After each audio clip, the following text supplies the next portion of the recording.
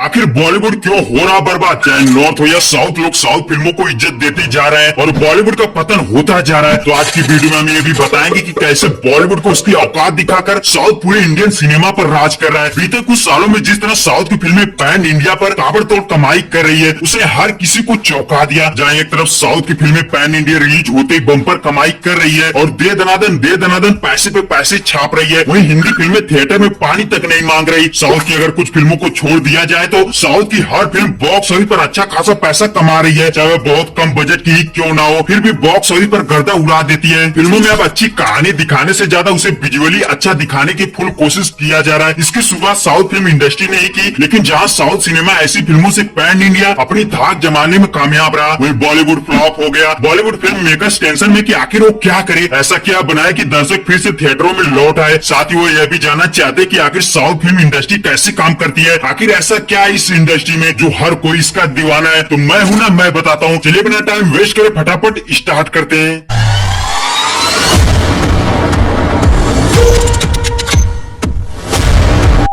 तो अगर south cinema के बारे में समझना होगा तो पहले ये जानना होगा कि साउथ सिनेमा आखिर है क्या। क्या बॉलीवुड की तरह वहाँ भी एक ही इंडस्ट्री है या फिर अलग अलग? तो आइए सबसे पहले साउथ इंडस्ट्री को समझते हैं। देखिए, साउथ इंडिया में 4 फिल्म इंडस्ट्री है। नंबर 1 तेलुगु सिनेमा, जिसमें आंध्र प्रदेश और तेलंगाना के लोग आते हैं, जिसे टॉलीवुड भी कहते हैं। नंबर 2 तमिल सिनेमा, जिसमें तमिलनाडु के लोग शामिल है, जिसे बॉलीवुड भी कहते हैं। नंबर 3 मलयालम सिनेमा, केरल के लोगों का, जिसे मॉलीवुड भी कहते हैं। नंबर 4 कन्नड़ सिनेमा, कर्नाटक के लोगों के लिए, जिसे सैंडलवुड कहते हैं। आइए थोड़ा विस्तार से समझते हैं। सबसे टॉप पर है तेलुगु सिनेमा यानी टॉलीवुड, जो हैदराबाद में बेस्ड है। साउथ को पैन इंडिया तक पहचान दिलाने में कहीं न कहीं तेलुगु सिनेमा का बहुत बड़ा हाथ है, क्योंकि तेलुगु इंडस्ट्री से बाहुबली, RRR, पुष्पा जैसी फिल्में निकली और चारों तरफ डंका बजा दिया कि अब साउथ फिल्मों का दौर आ रहा है। बॉलीवुड जरा संभल की, और तेलुगु इंडस्ट्री से ही कई सुपरस्टार बिलोंग करते हैं। नागार्जुन, चिरंजीवी, प्रभास, महेश बाबू, अल्लू अर्जुन, जूनियर NTR, रवि तेजा, नानी, और आने वाले सालों में तेलुगु से और भी धमाकेदार फिल्में आने वाली है। वहीं दूसरी सबसे बड़ी इंडस्ट्री तमिल सिनेमा, बॉलीवुड, जिसमें जय भीम, रोबोट, मास्टर जैसी मास्टरपीस फिल्में बनी, जिसने साउथ सिनेमा को पॉपुलर करने में कोई कसर नहीं छोड़ी। और तमिल इंडस्ट्री से ही रजनीकांत, धनुष, विजय थालापति, सूर्या जैसे बेहतरीन कलाकार बिलोंग करते हैं। मलयालम सिनेमा यानी मॉलीवुड, केरल के लोगों ने अपना एक अलग सिनेमा इंडस्ट्री बनाया, जिसको मॉलीवुड नाम दिया। तेलुगु और तमिल के मामले भले ही मलयालम इंडस्ट्री छोटी है, बट यहाँ पर क्लासिकल फिल्मों की कमी नहीं। सलमान खान की बॉडीगार्ड, अक्षय कुमार की हेरा फेरी, भूल भुलैया, अजय देवगन की दृश्यम जैसी फिल्में मलयालम सिनेमा का ही रीमेक है। और यहीं से ही मोहनलाल, मामूटी, दुलकर सलमान बिलोंग करते हैं। Kannada cinema sandalwood, Kannada cinema को एक ही बंदे ने पहचान दिलाई, वो है प्रशांत नील, जिसने KGF जैसी फिल्म बनाई। और KGF कन्नड़ सिनेमा की पहली फिल्म थी जिसे सबसे पहले हिंदी में डब करके रिलीज किया गया था। और पैन इंडिया पर फिर KGF ने ऐसा भौकाल मचाया कि साउथ की सबसे ज्यादा कमाई करने वाली चौथी फिल्म KGF ही थी। और यहीं से रॉकी भाई, पुनीत राजकुमार, किच्चा सुदीप जैसे कलाकार नजर आते हैं। देखिए, साउथ की फिल्मों का सिंपल फंडा है कि किसी भी फिल्म में अपनी संस्कृत, धर्म, सभ्यता को दिखाते हैं। फिर चाहे बाहुबली हो या KGF हो या RRR या फिर सलार या फिर हनुमान, कोई ना कोई एक ऐसा सीन होगा जो उनके इमोशन से जुड़ा होगा और फिर पब्लिक अच्छा खासा कनेक्ट भी हो जाती है। अभी मैं तेजा सज्जा की मिराई का ग्लिम्स देख रहा था, उसमें भी अपनी हिस्ट्री और धर्म को लेकर चीजें देखने को मिल रही थी। मुझे तो ग्लिम्स में सबसे ज्यादा अच्छा लगा उसका BGM, जो हमारी संस्कृत और सभ्यता की याद दिला रहा था। सोचो, म्यूजिक में भी साउथ बहुत बारीकी से काम करता नजर आता है, बट बॉलीवुड में ऐसा दूर दूर तक नहीं। ये लोग संस्कृत सभ्यता से बहुत दूर चले गए। आप बॉलीवुड की किसी भी फिल्म में आस्था, धर्म और संस्कृत को खोजने निकलेंगे तो उसमें ज्यादा से ज्यादा फुहरता देखने को मिलती है। बॉलीवुड अपने धर्म और संस्कृत को छोड़कर प्लान करके मॉडर्न हो गए, तभी तो उनकी सोच फिल्मों में नजर नहीं आती। हालांकि बॉलीवुड में कुछ ऐसी फिल्में आई जो बॉक्स ऑफिस पर सफल रही और पब्लिक ने भी खूब पसंद किया, बट बॉलीवुड ने वो क्या गलती कर डाली कि लोग बॉलीवुड की फिल्मों को छोड़कर साउथ की तरफ भाग गए। तो सबसे पहला रीजन, बॉलीवुड ने एक टाइम पर साउथ फिल्मों का खूब दबाकर रीमेक किया, जिससे पब्लिक बॉलीवुड को ट्रोल करने लगी। चलो ठीक है, 1-2 फिल्म कर लो, बट मानो उस समय रीमेक का बाढ़ ही आ गया था और लगभग बॉलीवुड की हर एक दूसरी फिल्म रीमेक होने लगी, जिससे पब्लिक भड़क गई और चिल्लाने लगी कि बॉलीवुड के पास ओरिजिनल कंटेंट नहीं है। दूसरा रीजन, धर्म और संस्कृत से खिलवाड़। ये सिलसिला शुरू हुआ ओ माय गॉड से, जब OMG 2012 में रिलीज हुई थी। उस टाइम पर उस फिल्म का लोगों ने खूब विरोध किया था और जगह जगह पुतले भी जलाए गए, क्योंकि पब्लिक को लगा इसमें हमारे भगवान को लेकर खिलवाड़ किया गया है। फिल्म भले ही अच्छी रही, बट बॉलीवुड को हेट करने की सबसे बड़ी वजह बनी। फिर बॉलीवुड की तरफ से पीके आई और इसको लेकर तो विवाद दुगना हो गया और एक बार पब्लिक फिर भड़क गई और आमिर खान को इसके लिए खूब ट्रोल किया गया। बॉलीवुड इन सब विवादों में पड़कर लड़खड़ाते हुए चल ही रहा था कि अगले साल यानी 2015 में एक ऐसी फिल्म आई जिसने पूरे इंडिया को चौंका दिया और उस टाइम पर पहली बार लोगों ने कुछ हट के देखा। बाहुबली द बिगिनिंग साउथ से एक फिल्म आई और पूरे